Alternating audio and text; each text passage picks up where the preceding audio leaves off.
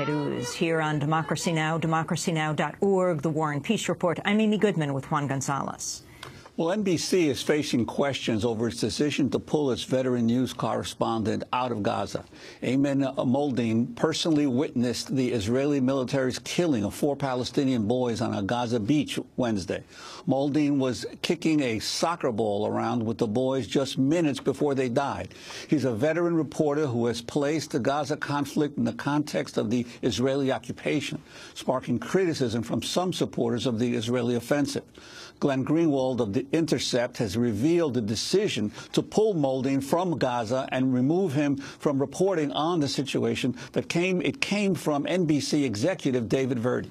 NBC executives have reportedly claimed the decision was motivated by security concerns ahead of Israel's ground invasion.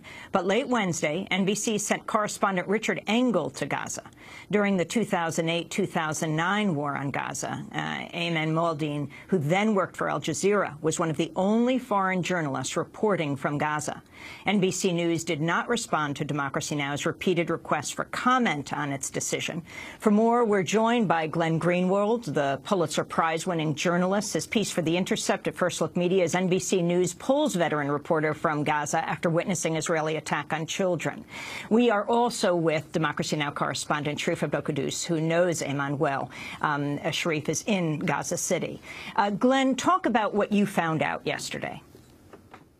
Interestingly, Amy, the way that this came to my attention was that there are people inside NBC News, including some very recognizable and high-profile journalists, who are very angry that, first of all, when NBC News with Brian Williams reported on the killing of those 4 boys on the beach, instead of having their journalist who made this event known to the world and who witnessed it firsthand, Ayman report on it, they instead had Richard Engel in Tel Aviv do the reporting, and Ayman never appeared at all on the nightly news broadcast. But that you can chalk up to sort of standard network news machinations about who's a bigger star and who's more senior and the like.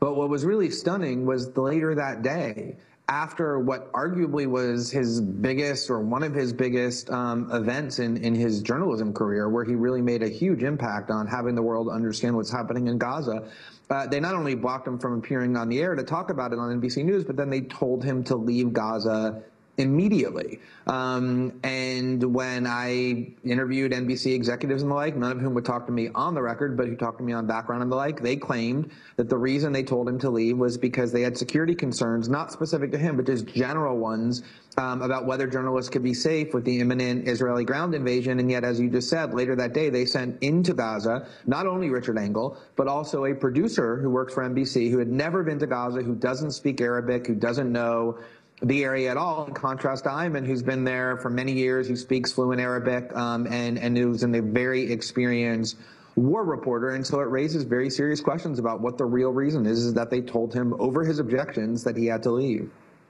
And Glenn, there's been questions raised about not just whether NBC was concerned about his reporting, but also about his posts on social media.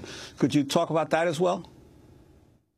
What happened on the day that he witnessed the beach attacks was he posted some incredible tweets and as well some amazing photos and videos on both his Facebook and Instagram accounts about the reaction of the parents of the Palestinian boys learning right that moment that they had been killed.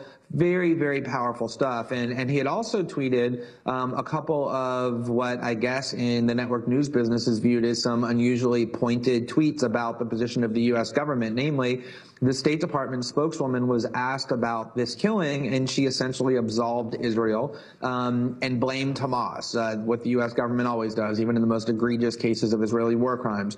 And he went on to Twitter and Facebook and posted some very mild comments, essentially noting what the State Department had said and then inviting people to comment on it. And later that day, he deleted it. There's speculation that he was either asked to delete it or that was a cause in why he was removed. I don't know whether that's the case at all. because there's still questions about what the real reason is. But certainly, the whole context of what has happened here is that he is a very unique reporter, especially for a network news position. The kind of reporting that the amazing reporting that we just hear from Sharif usually is not the kind of reporting that you hear on the network news. And Ayman does that kind of reporting, and he's been criticized for it by neoconservative outlets, calling him a Hamas sympathizer and the like.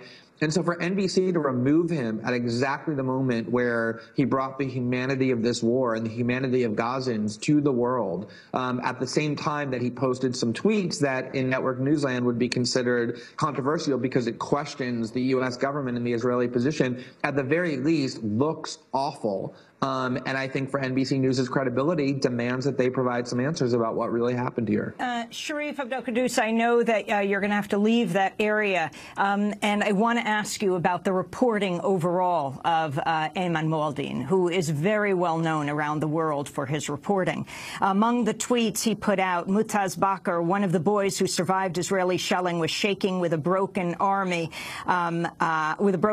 bloodshot eyes, says he saw 3 of his friends killed. He also tweeted 4 Palestinian kids killed in a single Israeli airstrike minutes before they were killed by our hotel. I was kicking a ball with them. But talk about the years of his reporting in Gaza. You also know him from Egypt.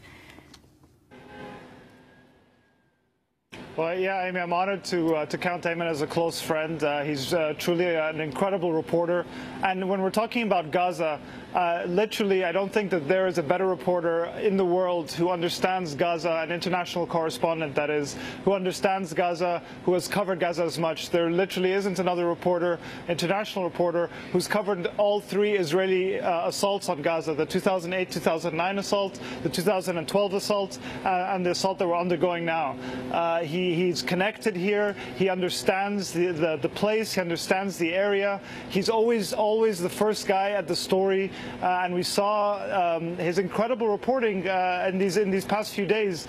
It was really noted if you looked at media discussion sites and other columns, noting how NBC was totally changing its coverage compared to the other U.S. networks. And this was Ayman's goal all along. When he first left Al Jazeera after 2011 and moved to a mainstream U.S. network, this was what he had in mind, is to bring this kind of coverage that is never or very, very rarely seen on the corporate media in the States. And he was succeeding in doing that.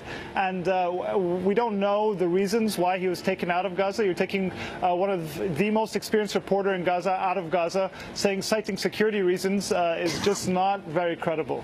So we don't know why they removed him, whether this was a fight about, a bigger star and having Engel come in, or whether it was about that his coverage was really having a serious effect, showing the true side of this assault, the true side of this conflict, and that political considerations came into play.